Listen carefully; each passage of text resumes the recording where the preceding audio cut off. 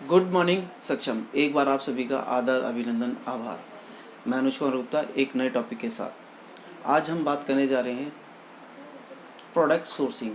बहुत से लोग आते हैं और हमारे से पूछते हैं कौन सा प्रोडक्ट बेचें, क्या सेल करें जिससे हमारे को प्रॉफिट हो। देखो, हर प्रोडक्ट हर कस्टमर को सूट नहीं करता है। आप क्या प्रोडक्ट रेंज रखना चाहते हैं, ये डिसीज़न आपके हाथ में है। अब ये डिसीज़न लेने में मैं मदद कर सकता हूँ। तो डिसीजन लेने में कैसे मदद होती है वो हम आपको समझाते हैं।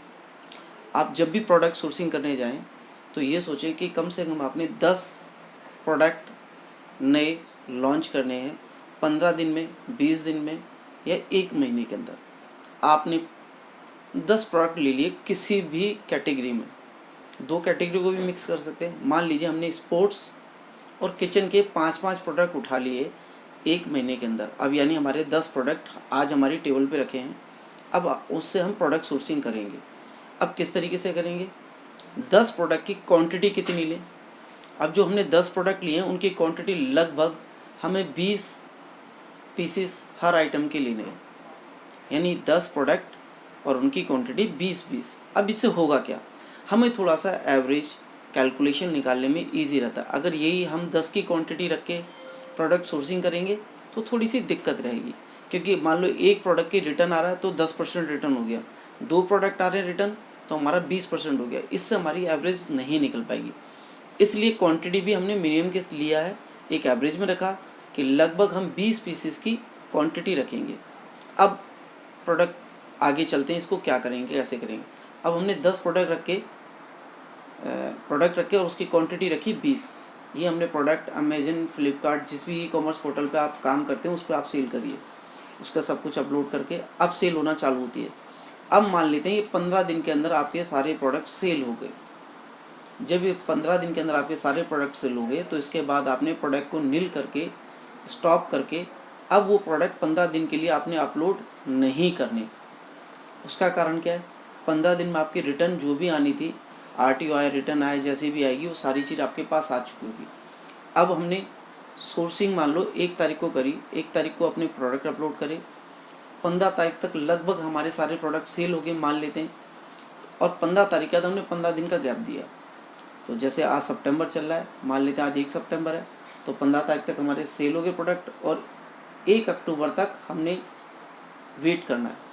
अब वेट करने बाद 1 अक्टूबर को बैठ के हम अपनी 15 दिन के अंदर आपके सारे प्रोडक्ट सेल हो गए।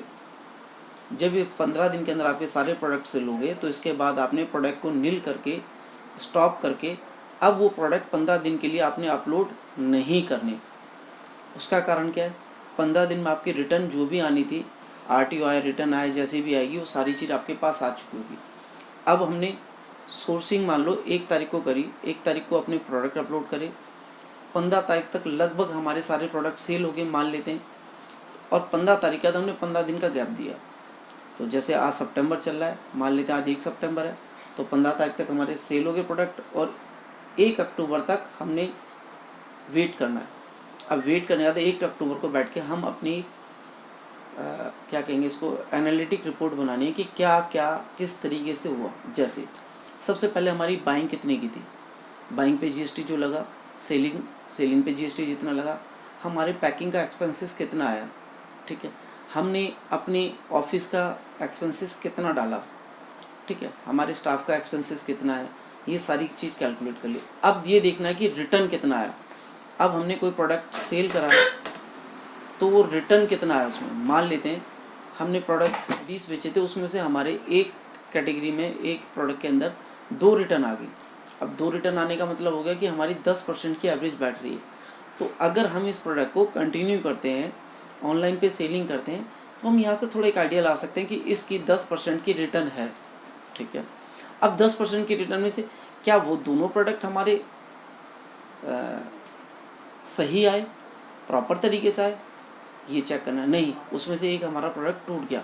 यानी अब हमने यहाँ पे कैलकुलेशन लानी है कि 5% की, 10% की रिटर्न हमारी है, जिसमें से 5% की हमारी डैमेज आ रही है। यानी जो प्रोडक्ट आ रहा है उसको हम रीसेल नहीं कर पाएंगे।